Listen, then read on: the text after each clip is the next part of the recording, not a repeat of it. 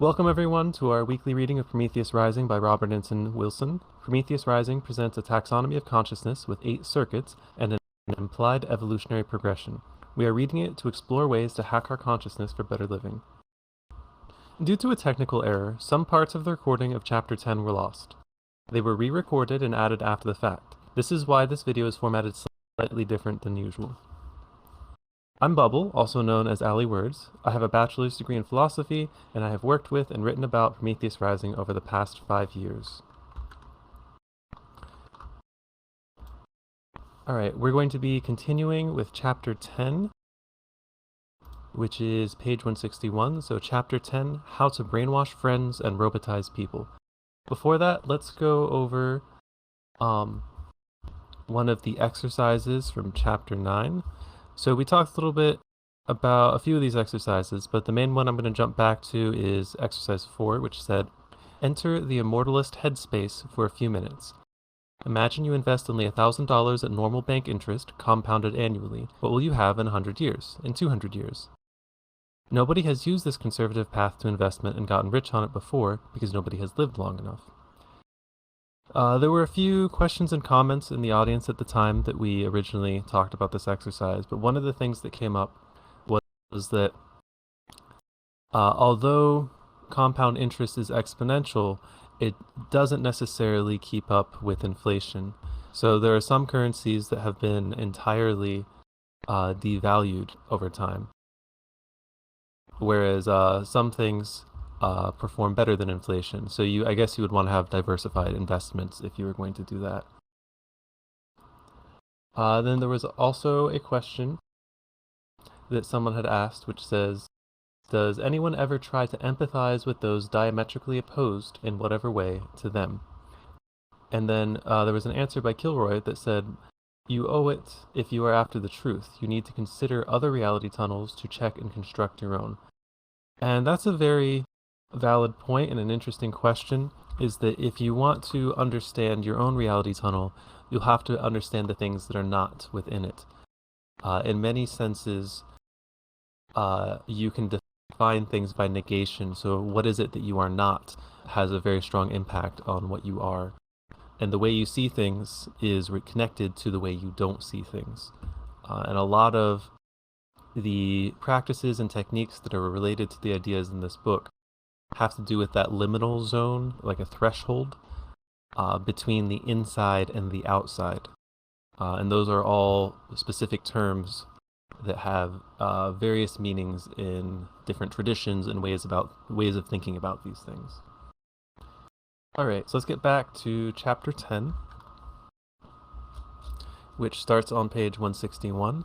We have this picture here, and it says, there is no government, no industrial military complex, no economic system, no mass media that can ever reduce us to puppets and robots as thoroughly as the biological and environmental dictatorships have.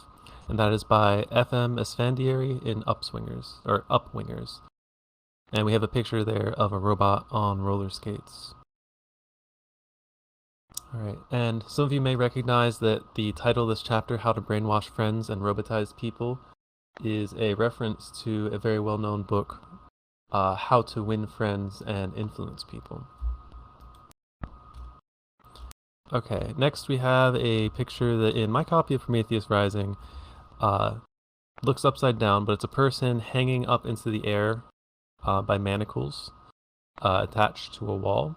It sounds like there are some other copies of the book where it's the other way around, and it's not entirely clear if it was flipped around intentionally, but it might make us think of being chained, being restrained, being restricted by the biological and environmental dictatorships that were just alluded to on the first page of this chapter. Alright, continuing on page 163.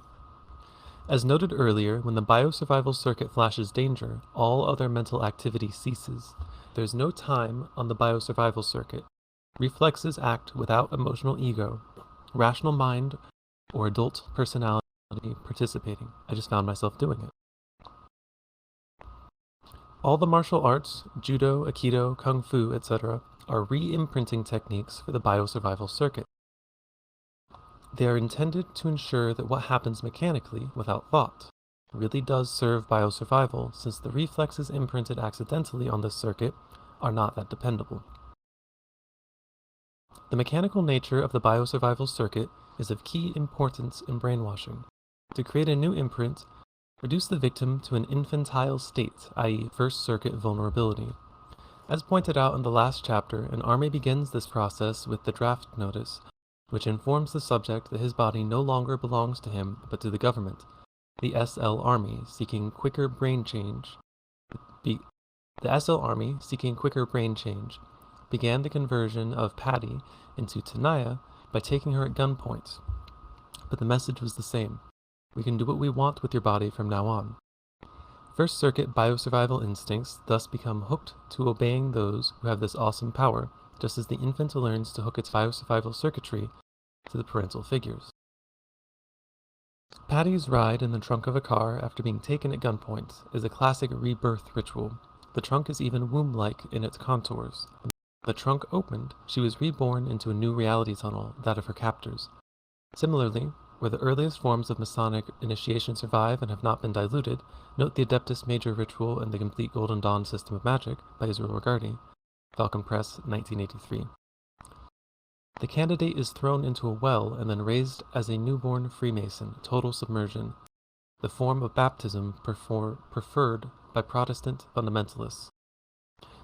This form of baptism imitates this, but without the real anxiety that made traditional Masonry and the SLA so effective as brain change agents.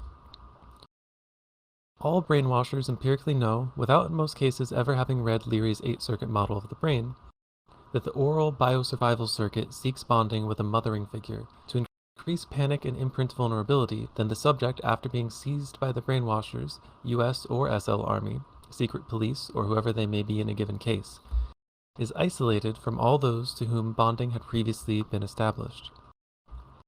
The draftee is set to boot camp and sees no loved ones, wife, girlfriend, parents, etc. for a number of weeks or months.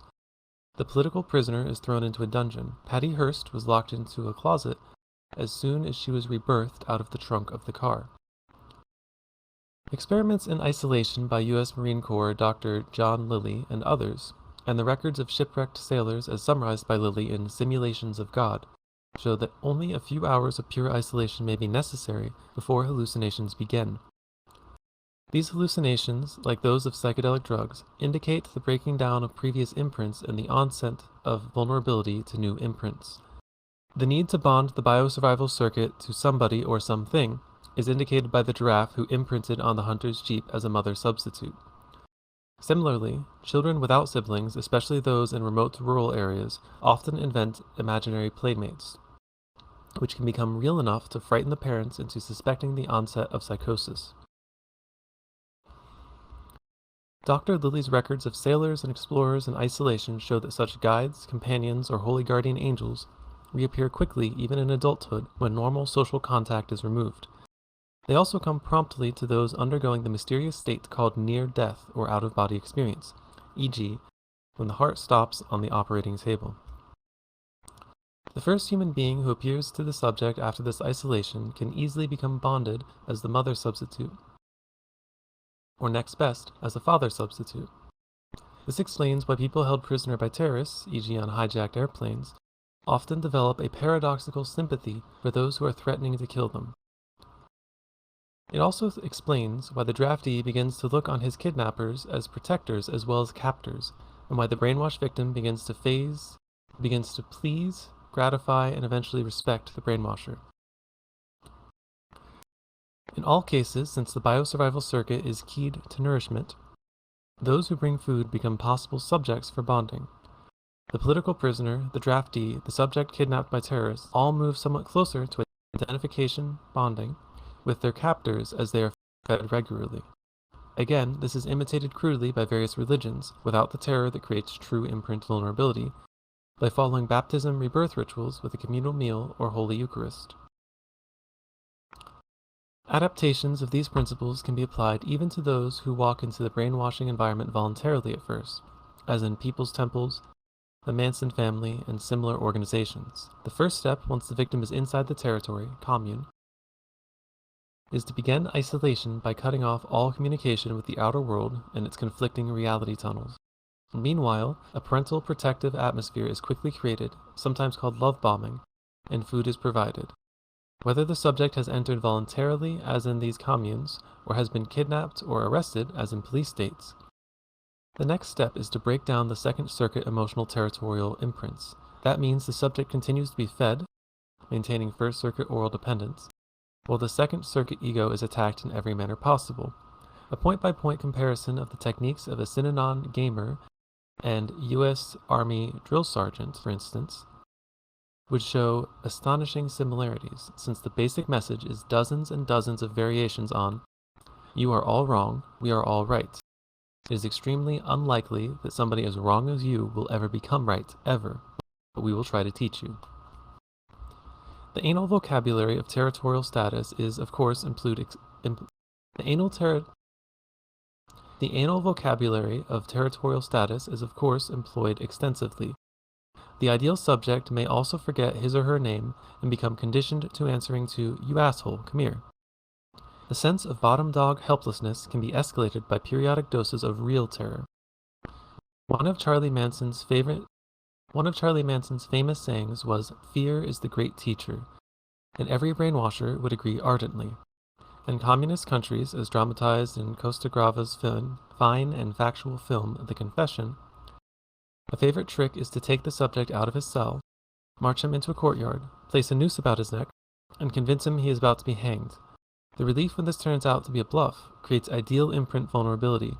A variation in my novel Illuminatus has the victim persuaded he has been poisoned, dumped in a coffin, and the lid slammed upon him. Those who have been initiated as Mark Master Freemasons will recognize at once that the same technique is the mark that you will carry to your grave. Among the Zuni Indians, the male at adolescence is kidnapped by masked demons who carry him away from the tribe, away from mother and other imprinted security figures. He is dragged out into the desert and threatened with whips.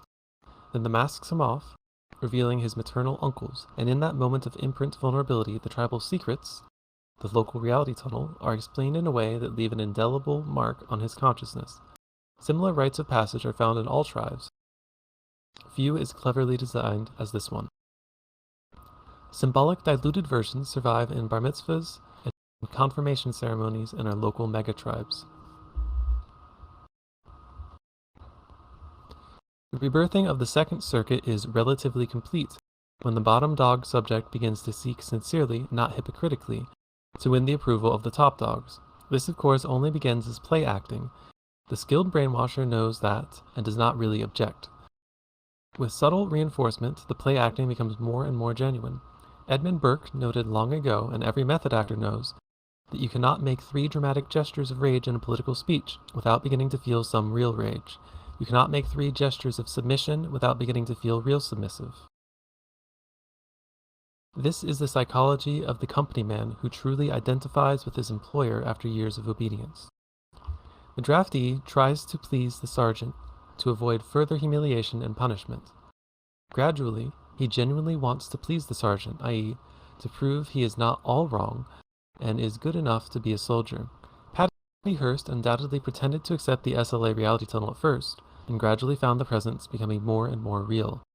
This process is accelerated by a system of occasional rewards. As the subject more and more often emits, as the behaviorists would say, the desired behaviors. Since people are more complicated than the behaviorists know, it is necessary to vary this with occasional punishments for insincerity or backsliding, so that the subject learns, and after the initial stage, it is not enough to pretend to accept the new reality tunnel, to escape further humiliation, ego loss, terrorism, and permanent bottom dog status. One must begin to accept it sincerely. After the imprint of helplessness has been made, this conditioning and learning will proceed fairly smoothly, especially if the chief brainwasher's confederates reinforce it with encouragement, support, and general reward for sincere submission, and contempt, disappointment, and general rejection for insincerity or backsliding. Re-imprinting the third semantic circuit can now follow easily. The human brain is capable of mastering any symbol system if sufficiently motivated. Some people can even play Beethoven's late piano music, although, to me, This is as miraculous as any feat alleged by psychic researchers. People can learn French, Hindustani, differential calculus, Swahili, etc., if motivated.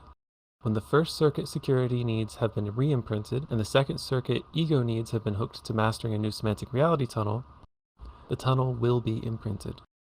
At this point, a certain amount of arbitrary nonsense is of great value. That is, the new reality tunnel or symbol system, like the old one, should contain pitfalls, gross violations of previous reality tunnels and common sense, so that the subject can be accused of backsliding, being all wrong after all, and thereby incited to try harder to become part of the new reality tunnel. Thus, Jehovah's Witnesses may not accept blood transfusions, even if their life depends on it. Harder still, since all mammals have an instinct to protect their young, they must reject blood transfusion for their children, even if the children die of this neglect. A Roman Catholic woman may not be divorced even if her husband comes home drunk every night, beats her up, and gives her VD. In the U.S. Marines, a recruit who commits the hideous crime of calling a rifle a gun must walk around the base with his rifle in one hand and his penis in the other, reciting to everybody he meets, "This is my rifle, this is my gun, this is for fighting, this is for fun." Theosophists were once required to believe that there is a hole at the North Pole going down to the center of the earth. Manson required his followers to believe that the hole was in the Mojave Desert. Nazi Party members were asked to believe that the lion is an Aryan mammal and the rabbit non-Aryan. The neurological and sociological function of such nonsense, which makes the rationalist gasp in shock, is to sharply segregate those within the new rational reality tunnel from those outside. So this nonsense serves to separate you from your previous reality tunnel because it's incongruous with what you had previously inhabited. This makes for group solidarity, group reinforcement, and a strong sense of alienation and discomfort when on rare occasions it is necessary to talk at all with those outside of the brainwasher's semantic system. This group must ensure, of course, that this alienation is experienced as superiority. Those who are outside the reality tunnel must be perceived as all wrong, just as the subject was before being brainwashed. Drugs can be and have been used to fine-tune these processes, but the general neurological principles are powerful enough that it is quite likely that many famous cases of brainwashing were accomplished as above described, without any drugs at all, e.g., the American soldiers who confessed to war crimes which they evidently had not committed, the loyal communists who confessed to Trotskyite conspiracies which seemingly never existed. It takes very few weeks for most armies without drugs to convert a civilian into a soldier, even though the two species are as different as Roman Catholics and Shintoists. In one of my immortal novels, I describe a religious cult called Loonies, founded by one Neon Ball Loon, in which members pray in Pig Latin while standing on one leg like storks. This is considered satire, but any would-be messiah who understands the above principles could create such a cult easily, and the members would soon have a quite sincere sense of superiority to those outside that reality tunnel. Cults and outlaw terrorists generally follow the above procedures by further rewiring the fourth socio-sexual circuit. Governments usually leave that circuit alone since government agents are largely puritanical authoritarian and afraid to get involved at all with raw eros. It is no secret that the most powerful secret society of the Middle Ages, the Knights Templar, forced recruits to participate in both blasphemy and sodomy, just as the deliberate nonsense of all cultish third circuit semantics isolates the group from the rest of society. This initiation separated the Templars from the rest of Christendom. The alienation could easily be conditioned into a sense of superiority. The Mau Maus in Kenya also insist on one act of homosexuality to break the new members' previous conditioning toward heterosexuality and monogamy. Other cults, some quite well known, attempt to repress sexuality entirely, another way of breaking the statistically normal imprinting of the Fourth Circuit. The Manson family insisted on what might be, oxymoronically, compulsory free love. The army serves normal amative bonds and casts the subject into a world where compulsory celibacy alternates with whorehouse adventures and quite often the rape of enemy women, with homosexuality as an ever-present hidden option. A current American guru, to free John, imprints his subjects for lifelong monogamy, almost like the outside U.S. culture, but is indifferent as to whether these pairings are heterosexual or homosexual.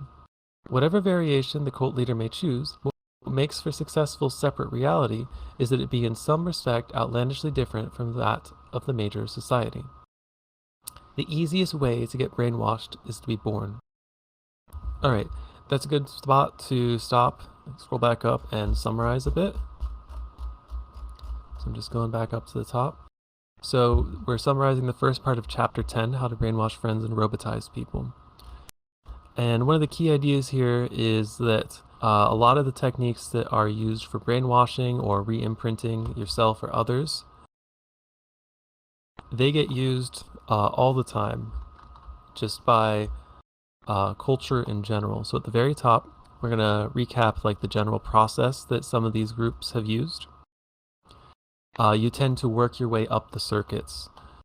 So the first sentence of this chapter is, as noted earlier, when the biosurvival circuit flashes danger, all other mental activity ceases. So there's no time on the biosurvival circuit. Reflexes act without emotional ego, rational mind, or adult personality participating. Meaning, to create a new imprint, reduce the victim to an infantile state, i.e. first circuit vulnerability. So a lot of these groups that we've talked about, like the US Army and the SL Army, various cults or communist groups, whatever, a lot of them start out by inducing a state of physical danger or insecurity. So the SL Army example given with Patty, who was re-imprinted to be Tanaya, she was taken at gunpoint. She was locked into the trunk of a car. Those were all very physically threatening things. Then after that, you tend again to work your way up the circuit. So she was born into a new reality tunnel. She was, the trunk was womb-like, Robert Anton Wilson says. And after this, she was brought into the group and then immediately locked into a closet. He notes some similarities between this and what the Masons do, and also the book Complete Golden Dawn System of Magic by Israel Regardie from 1983. He mentions that the candidate is thrown into a well and then raised as a newborn Freemason.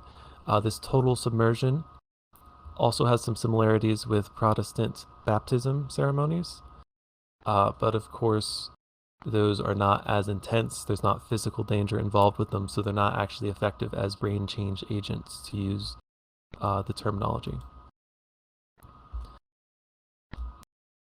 Alright, and once that's happened, there's a tendency to isolate the person. So a lot of groups, such as the various militaries or cults, will cut you off from contact with your family, your friends, all of that. Anyone who isn't a part of the in-group, so that you're not exposed to the semantic aspects of other people's reality tunnels, which makes it easier to re-imprint their social status, that is the second circuit hierarchical kind of thinking, as well as their semantic ways of engaging with concepts, so like the third circuit. So after you isolate the person, so after you make the person physically insecure, first circuit, you can isolate them and then you put them into a new environment.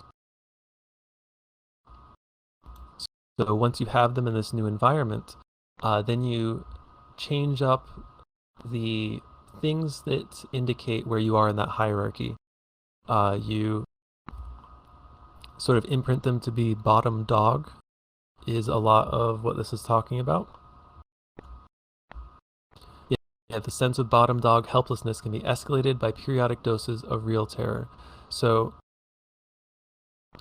he uses this saying, this phrase here, "You are all wrong, we are all right. It is extremely unlikely that somebody as wrong as you will ever become right, ever, but we will try to teach you." So you re-imprint their idea of how you, their idea of self-esteem and what makes someone of value. And then you occasionally want to induce first circuit vulnerability again. Charlie Manson is known to have said, "Fear is the great teacher." All right, and then there are references to Zuni Indian rites of passage, where male adolescents are kidnapped by masked demons who are actually maternal uncles in masks, but they drag them out into the desert and frighten them with whips and so on. But then after this, they share with them the local reality tunnel, again, to use the language of this book. Eventually, assuming that the brainwashing is being successful, it says here on page 166, the bottom dog subject begins to seek sincerely, not hypocritically, to win the approval of the top dogs. That is, you eventually start to embody what's going on. You can kind of see this with the way method actors work. Fake it till you make it kind of method. Like if you live in a certain reality tunnel long enough, you eventually start to believe it. And the longer you stay there, the more real it will become for you. The difference, of course, is the method actor is doing self-selected brainwashing. So ideally, I feel that that's more ethical anyways. All right.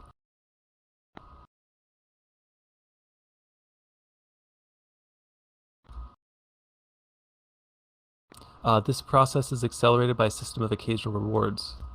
So it mentions earlier that especially as the person, if you're feeding the person, like if you're their only source of food, that helps increase their sense of identification. But other forms of reward are effective as well. And it positively, not just negatively, positively reinforces the person to emit the desired behaviors, to use behaviorist language.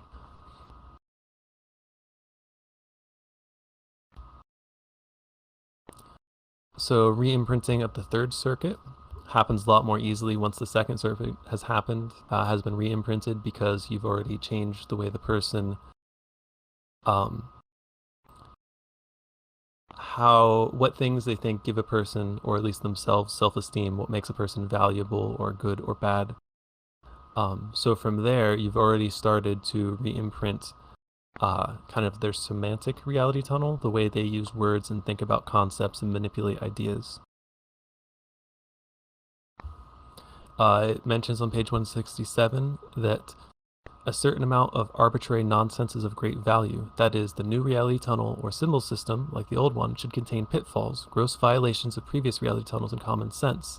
So by imprinting yourself or someone with things that are contradictory to the previous reality tunnel, you help distance yourself further from that, because he gives an example of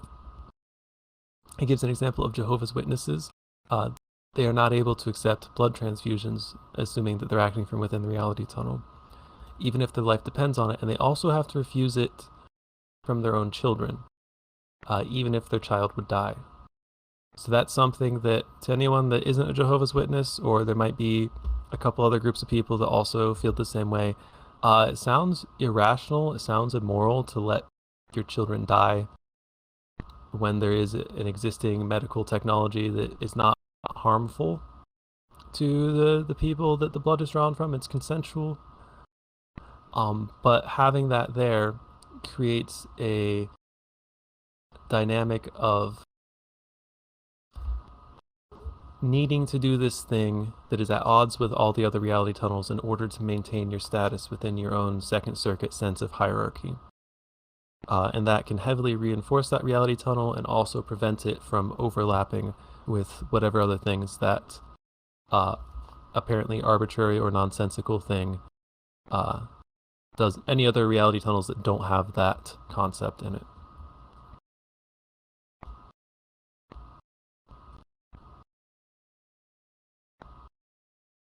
It talks a little bit about how drugs can be used for this process, but in many cases it has not been necessary. Like especially if you look at the American military, there are American soldiers who have confessed to war crimes, which there's evidence they didn't commit. Same thing with loyal communists who confessed to Trotskyite conspiracies, which seemingly never existed.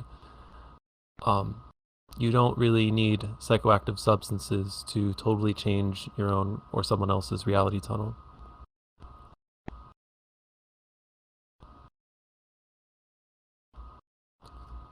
And then it talks a little bit how most governments avoid re-imprinting the fourth circuit. Robert Anton Wilson claims that that is because since government agents are largely puritanical authoritarian and afraid to get involved with raw eros. However, there are plenty of groups such as the Knights Templar or various cults like the Manson family or the Mau Maus that do have prohibitions or things you're supposed to do related to sexuality. That, again, it's another way to differentiate your reality tunnel from that of others. It can be isolating. And that brings us back to the middle of 169, where we said the easiest way to get brainwashed is to be born. And this is where the original recording resumes. So page 169, in the middle of the page it says, the easiest way to get brainwashed is to be born. All of the above principles then immediately go into action, a process which social psychologists euphemistically call socialization. The biosurvival circuit automatically hooks onto or bonds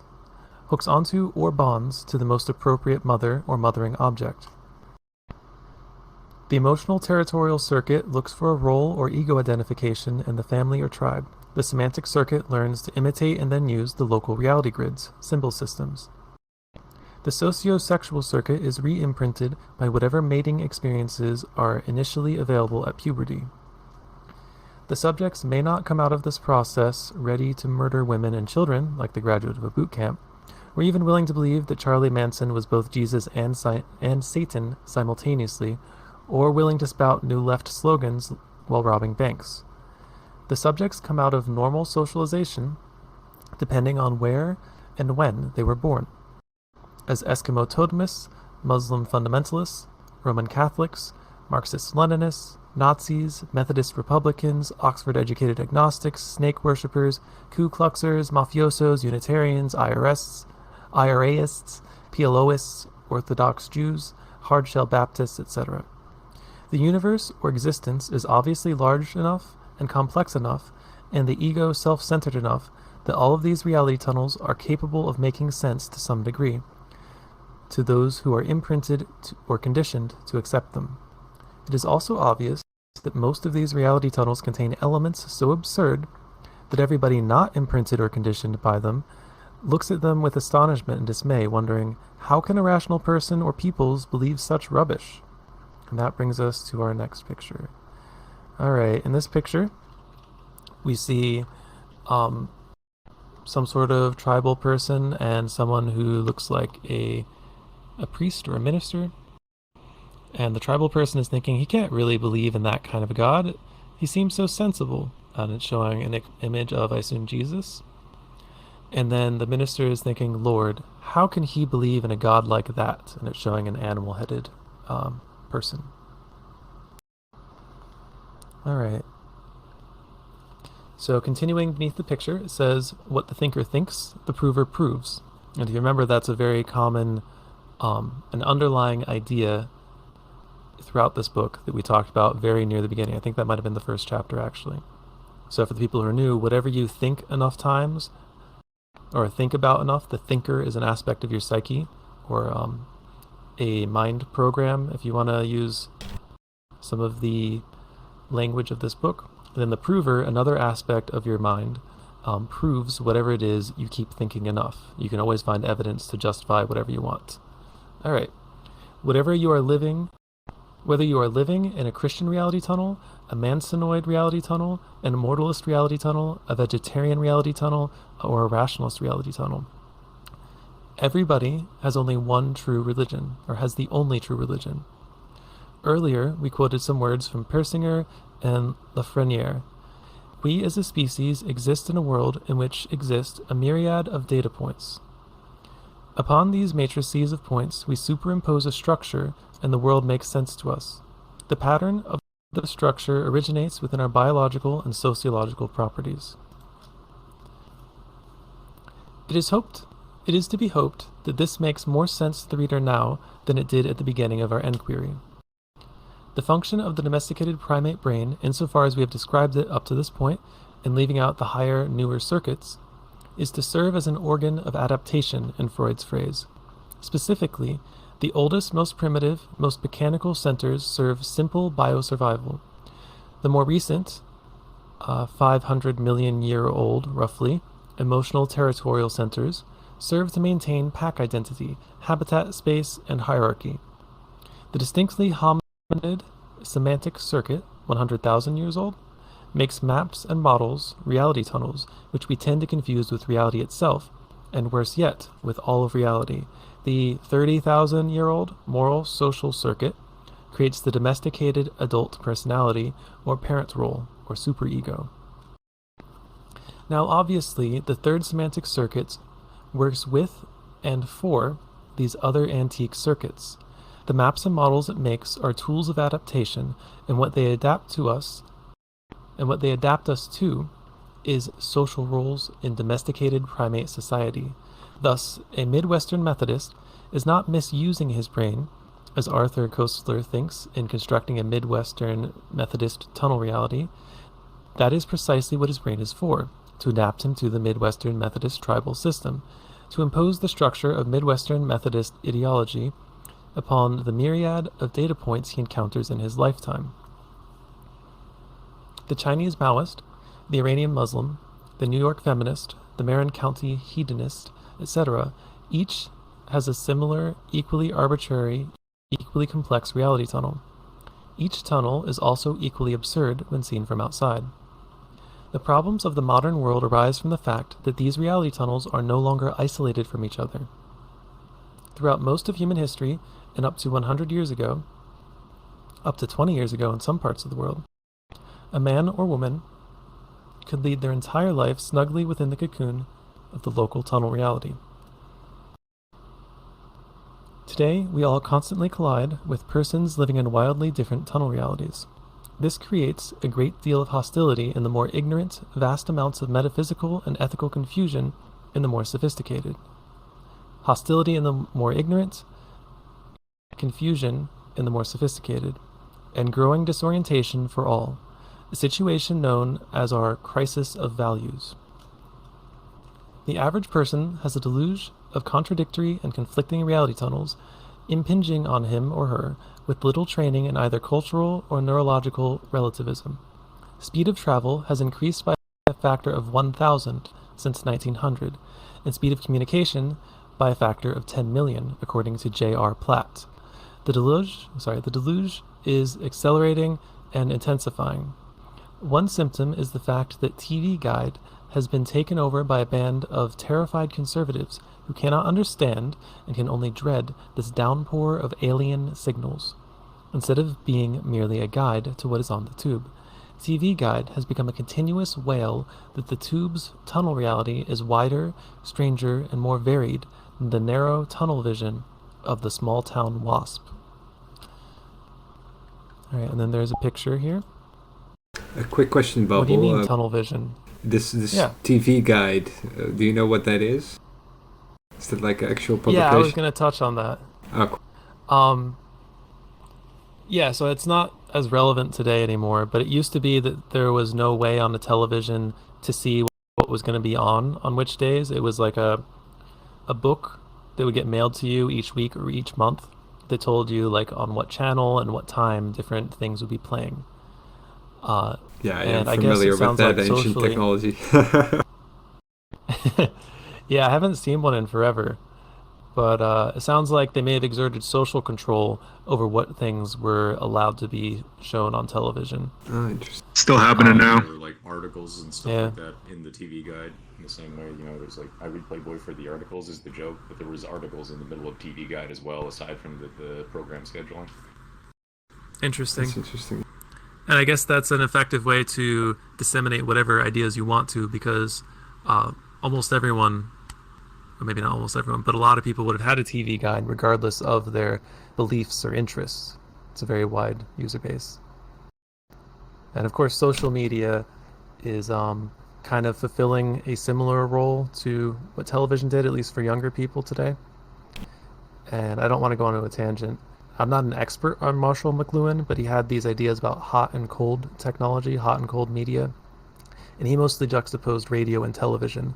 But if you're into that sort of thing, it's probably worth reading The Medium is the Massage, and then thinking about what he would have said about current day social media, and maybe what will come after. But that's another rabbit hole to go down. Any other questions or comments? We can look at this picture here.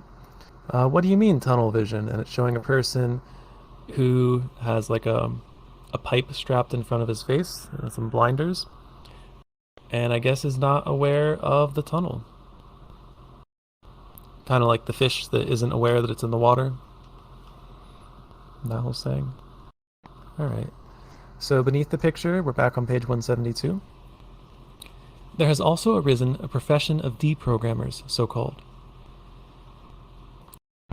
These are neurotechnicians who will, for a fee, kidnap a child, or even a child over 21, who has wandered off, departed their parental reality tunnel, and been brainwashed into the competing reality tunnel of some new, i.e. not established, not acceptable yet, cult.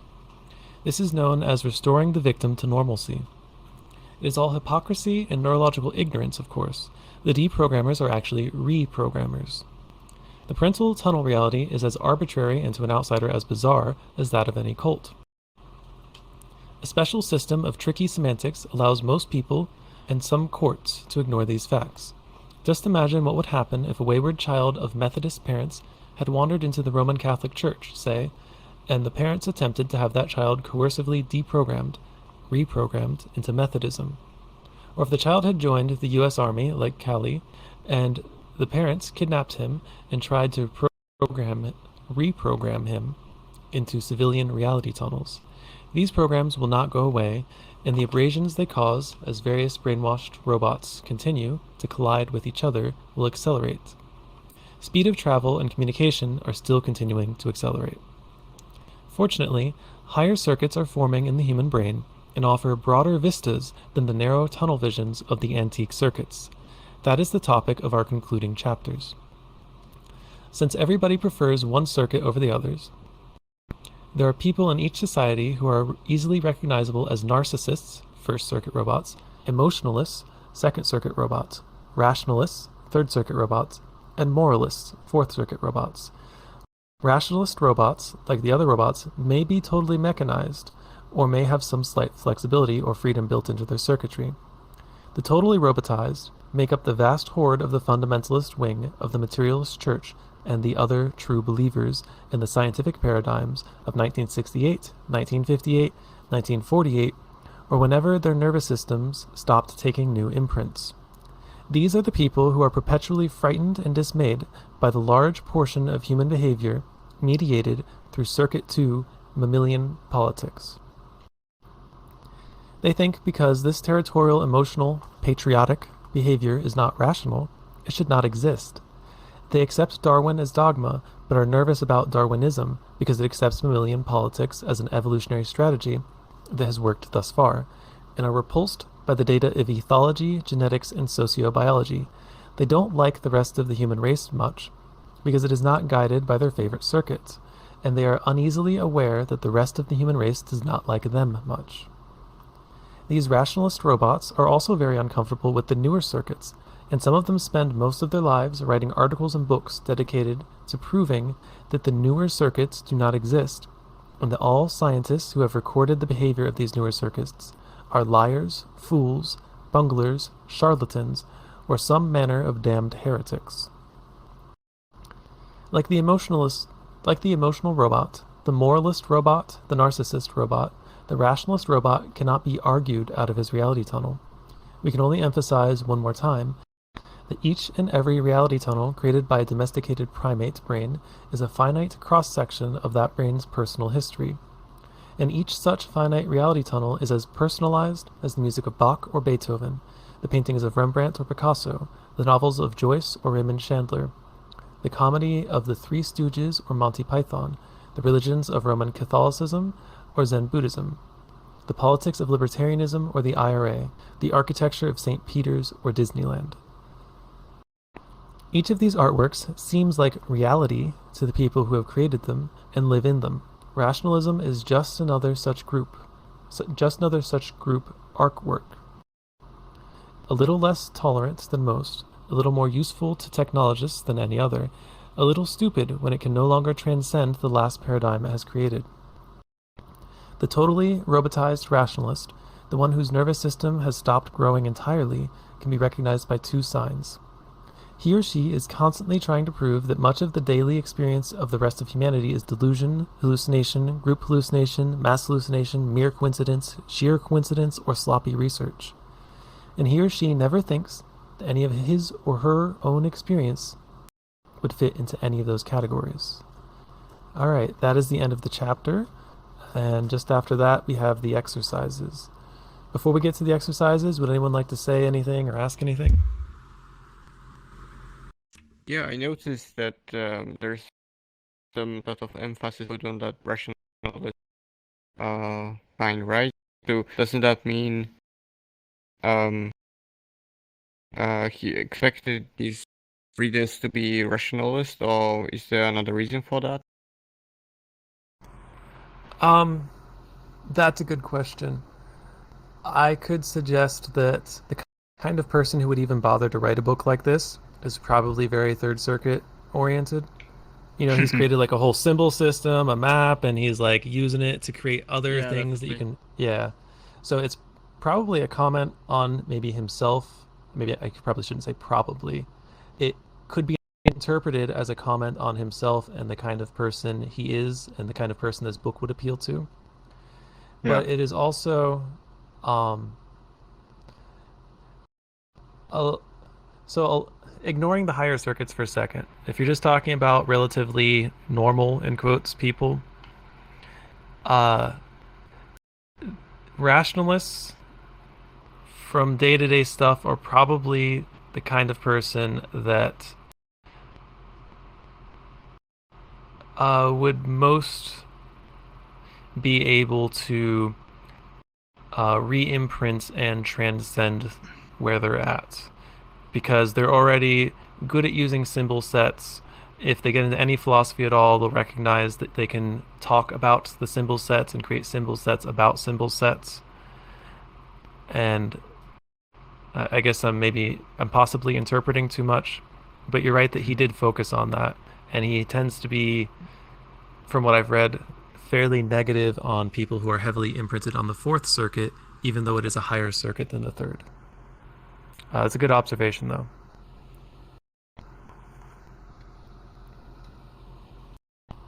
All right. Anything else anyone would like to say or ask? Yeah, he seems to be very polarized to thinking a certain way of like what he calls brainwashing.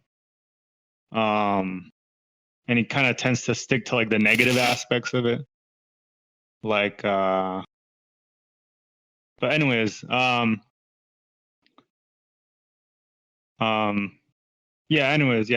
Sorry. No, that's a good point. I think that he's trying to impress upon the reader that they've already been brainwashed. They've already been imprinted in many ways. Right, it's natural, like he said, from birth. Exactly. And that you should become aware of those tools and use them consciously on yourself to become a better or more whole or more well-adjusted person. So does he teach you like how to remove these reality tunnels from yourself? Like how to... I don't think he goes into as much depth as he could, because this book is more of a map. But the chapter we just read tells you all of it. So like you could maybe have someone there for safety reasons, but you could put yourself into a state of heightened vulnerability based on whatever you're comfortable with, or maybe uncomfortable with, as long as it's safe enough for you and legal. Psychedelics help with that. I definitely can't recommend that, but hallucinogens do. I'd be very careful with that. I've unfortunately seen some acid casualties. Most of them recovered. LSD is, since it comes from like ergot, it's a little sketchier, but I mean, mushrooms, any of them. Yeah, I don't want to get too much onto a tangent, but like, no matter what technique you use to put yourself into a state of vulnerability, remember in the psychedelic community set and setting, what are you re-imprinting yourself to be? The people that I'm thinking of, they put themselves into this state of heightened vulnerability repeatedly, and did not necessarily have everything their environment and their mental state and the things that they were trying to do or think about, such that it imprinted them in a way that made them healthier or more well-adjusted. Right. So whether you're using like sensory deprivation or whatever substances or fasting or even just Mindfulness. like marathon walking, mindfulness, ecstatic dance, whatever it is, you have to be very aware of your set and setting so that you aren't re-imprinting yourself in a way that is undesirable. Yeah. I just wanted Yeah, to and add that kind real of quick ties into what you were just saying. Go ahead. Yeah. one thing. I think generally the idea of this book is that Raw gives the two sides of it right. He tells you how you're a casualty of your situation, of all sorts of people meddling with your circuitry, of your own biology and so on. But he also shows you the other side. How can you use the understanding of these things in your own advantage? So I think there's more to it. Also, for example, when he goes into the ceremonies, like the initiation ceremonies, and he likens that to what cults or militias do. I think that's not necessarily saying, this is a bad mechanism, but he's saying, okay, this mechanism exists. You can apply it, for mystical rebirth, but you can also become victimized by it if somebody employs it against you in some kind of way. So, I don't think Raw is really polarized in that sense. To get back at what you were saying, I think he's trying to give all sides of it, but he also is a pretty opinionated American bro, so and I kind of like that about him anyway, so yeah. But just wanted to react to that real quick. I think that was a good summary. I think it's very smart of him. Like he both warned you or warned the reader about like the dangers of, say, cults, and when you get into things like spirituality, there's lots of people or groups of people who would love to brainwash you.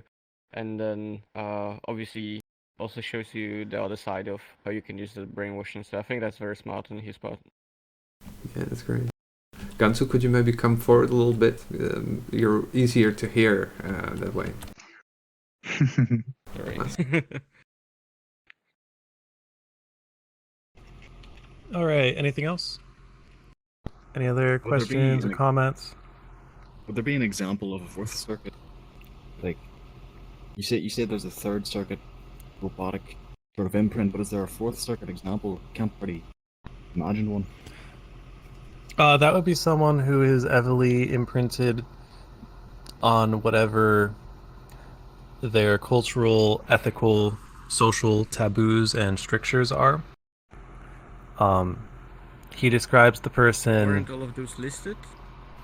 Yeah, there's a chapter, and then I'm also thinking of let's see the exact word he uses rather than me thinking back to a different chapter. Like he used all those like narcissists and rationalists are actually one of those. Yeah. Let me see if I can find the exact. There was a good sentence where he just listed them off. So narcissists, he claims, are first circuit robots. Emotionalists are second circuit. Rationalists are third circuit. And moralists are fourth circuit. So I'm imagining, like, if you want a negative stereotype of a moralist robot, think of like a Westboro Baptist church. I think there's a fair amount of second circuit stuff going on with the stereotype that I have in my head, but someone who's like militantly religious and tries to impose their morality on other people. Also, he has a very negative idea of censors, like people who do censorship. I didn't really know about it until recently, but before this book, well before it, he wrote Inanna Rising, I think, or Ishtar Rising for like Playboy magazine. So if you think about the ideas of censorship that early Playboy magazine had, when they were publishing like radical stuff alongside their erotic art. I think that maybe informs a little bit of the cultural context here for some of his negative stereotypes, is that time period. Does he have examples for each circuit then? So like, first, how many is it? There's 8, isn't there? So would it be examples of that robotic behavior in each one? Or would it end at a certain point, or Is he listed Yeah, those? so like you'd be best off going back into the chapter, but if you want to know about First Circuit, there's a lot of literature on narcissism, which I'm not sure the idea I have of narcissism I associate with the First Circuit. Or maybe the way people talk about clinical narcissism has changed since this book was written. But someone who's robotically First Circuit, there was actually in the chapter where they talk about the people on the desert island, he mentions a little bit for the first couple circuits. But First Circuit is kind of like how you feel about yourself. I'm okay or I'm not okay is how he had it on that axis on the graph for that. And it's about so someone who's robotically First Circuit, when they aren't consciously, when they're like going on autopilot, they might focus on like eating food just like compulsively. They are gravitated towards whatever feels good to them on a physical level, or avoiding pain, possibly being lazy. So like pleasure seeking without really much thought behind it would be a First Circuit robot. Second Circuit robot would be very concerned about like hierarchy and either being better or worse than other people based on whatever their ethical system is or political system, whatever. Third Circuit robots have a tendency to make long lists of ideas, kind of like I'm running through right now. But you can imagine people who are like obsessive mathematicians. A lot of the best mathematicians have been kind of OCD a little bit, not to trivialize the actual disorder, but some obsessive behavior when it comes to using systems and maps and things like that. He associates different drugs with each category. So like the First Circuit, he characterizes as being like opium. Second Circuit, I guess he might associate alcohol with that one. Yeah, he does a little bit. I think he tells you to do that. Depending on the dosage level, alcohol is weird. Third Circuit, I think he associated with cocaine monologues, which match up with his idea of Freud as being a map maker. Fourth Circuit, I don't know offhand, but I'm pretty sure like Fifth MDMA, Circuit he maybe? associates with cannabis. yeah, MDMA. No, that's very Fifth Circuit. The Fifth Circuit is like the ecstatic pleasure. He associates it with like tantra and yoga and cannabis. I think MDMA has this side of it which makes people like compassionate, make people open towards others. I think that's kind of like more. Yeah, it is an empathogen. I don't think you can, especially for something as nuanced a compound as MDMA or most of the psychedelics, I don't think you can just associate them with one circuit. A lot of people associate DMT with like the Eighth Circuit or whatever, but psychedelics in particular can definitely give you experiences that go with all of the different circuits. I think of them as being more like amplifiers. That's me. I know that the Sixth Circuit, I think it's six, Leary and Raw flip-flopped where the metaprogramming circuit is from, but a lot of the stuff for the metaprogramming circuit, where it's all about reprogramming yourself, those ideas came from John C. Lilly, who invented the sensory deprivation tank and was experimenting on himself with dissociatives like ketamine in that tank in combination with LSD. Go ahead.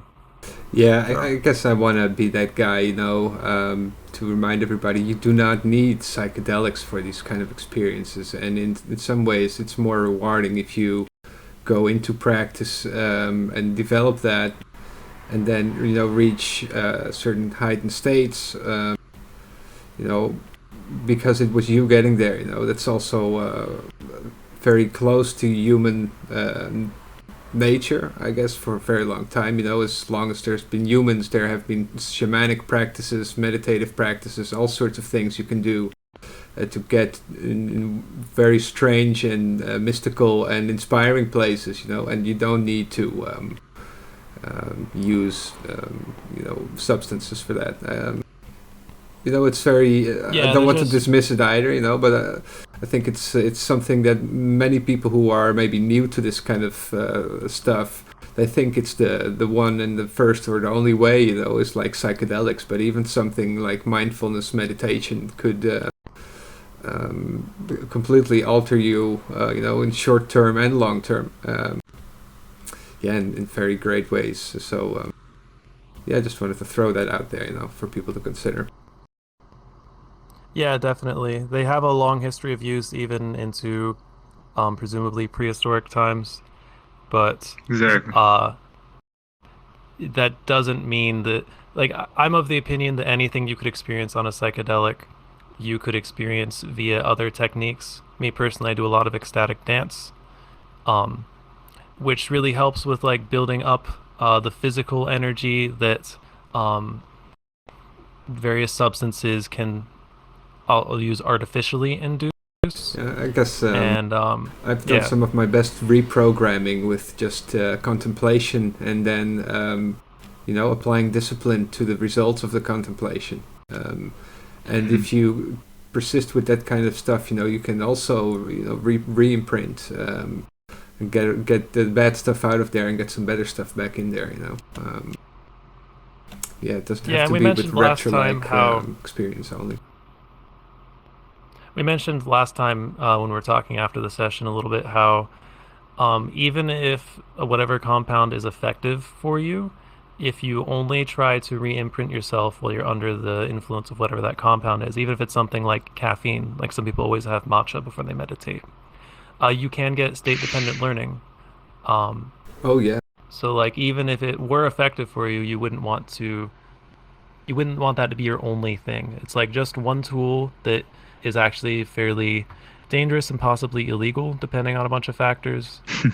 But yeah, we don't really need to harp on this one point too long, just that they're not necessary, even if they have a lot of cultural impact. I guess it goes without saying anyway, because Ra gives so many examples of all sorts of these stuff. substances. What'd you say? Sorry. Oh, just the ease of availability of these substances in a modern society is actually what causes people to use them on dependence rather than as a tool.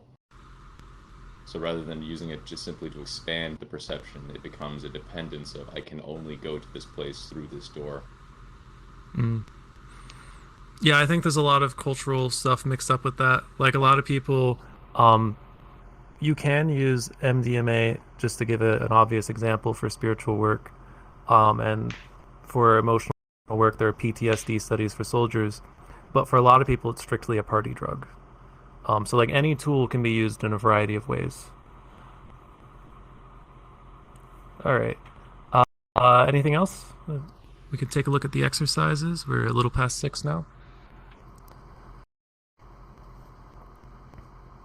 All right. So the exercises start at the bottom of page 174. First one says, become a pious Roman Catholic. Explain in 3 pages why the Church is still infallible and holy, despite popes like Alexander VI, the Borgia Pope, Pius VII, ally of Hitler, etc. 2. For those of you who remember my lie, become Lieutenant Cowley. Say out loud and really feel and believe. The army comes first. I'm for the army all the way. If you don't remember, try Jerry Falwell. Say aloud and really feel and believe. Help us fight moral decay. Send your checks in today. 3. Refute this whole book. Demonstrate that everybody else has been brainwashed but you, and your mother or father has the one real objective view of the universe. 4. Accept this book, if not in whole, at least in general outlines. Assume that you have been brainwashed. Try to learn as much from every human you meet about their separate reality tunnel, and see how much of it you can use to make your own reality tunnel bigger and more inclusive. In other words, learn to listen. 5. James Joyce said he never met a boring human being. Try to explain this. Try to get into the Joycean headspace, where everybody is a separate reality island full of mystery and surprise. In other words, learn to observe. 6. Read Aldous Huxley's The Genius and the Goddess. Note how Circuit 3 scientific genius reverts to Circuit 1 helpless infant when his wife leaves him. 7. After experimenting with the Nazi reality tunnel, the Catholic reality tunnel, etc., re-enter your normal reality tunnel. Does it still seem totally objective, or do you begin to recognize how much of it is your own software and hardware running programs? 8. Finally, explore the reality tunnel busting reality of Christopher S. Hyatt's book titled Undoing Yourself with Energized Meditation and Other Devices. What tunnel reality is he selling, and how sincere is he about his writing? Also, do you think he has read my work and I his, or is this last statement a gimmick of the publishers played on two innocent authors and the trusting public, or even worse, did I write this book? Did I write his book? Or could it be that we are one and the same? So I guess the first thing I'd like to say that he hasn't directly acknowledged is that acting drama is a really powerful tool for magic and consciousness change, and that in ancient Greece, the actors acting was a religious practice. They acted as the gods. And you'll find that if you practice acting, unless you like play the same character all the time, even if it's just yourself, like you get a play and a book and you try to act out different characters that you like or don't like, you'll really learn a lot about it. A lot of the reality tunnel stuff is stuff that actors do all the time, assuming that you're like doing drama and not some other thing like comedy or skits. So you could easily build like a whole practice based around acting in theater. Any questions or comments about the exercises? I got a comment about acting. We actually had in Discord, just today we had this mention of Jim Carrey, and well, he's obviously an actor, and he had this spiritual realization some time ago, and he described it as by clothing into different characters, right? Just like in drama and so on, and like taking on different reality models. He finally realized that not only all those characters are, well, characters, but so is his own character, his own identity as Jim Carrey. So that led him to spiritual awakening. Yeah, exactly. I think that's an experience that a lot of actors have. There's even references that in Shakespeare, all the world's a play, and it's men and women merely players or something like that. I don't have the part memorized.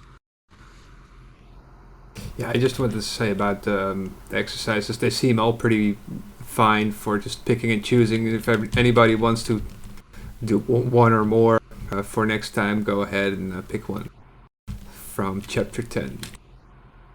Seems fine. All right. Any last questions or comments? Oh yeah, one more before everybody leaves. Like when we're done, I would like to take a group picture. So everybody who wants to stick around for that, it'll be like 1 minute. That's all. All right. Anything else? All right. Thanks for coming to today's session. Recording will be up on YouTube in the coming days. Join us again next week, same day and time. You can follow what I do outside VRChat over at my Linktree. That's linktr.ee/elephantwords. Linktree/elephantwords. If you haven't already, join the VRM Discord. There's a URL in the lobby. Consider supporting VRM by donating, supporting on Patreon, or becoming a volunteer. More information at vrmystery.school/support. This is the end of today's session, but feel free to mingle in the lounge.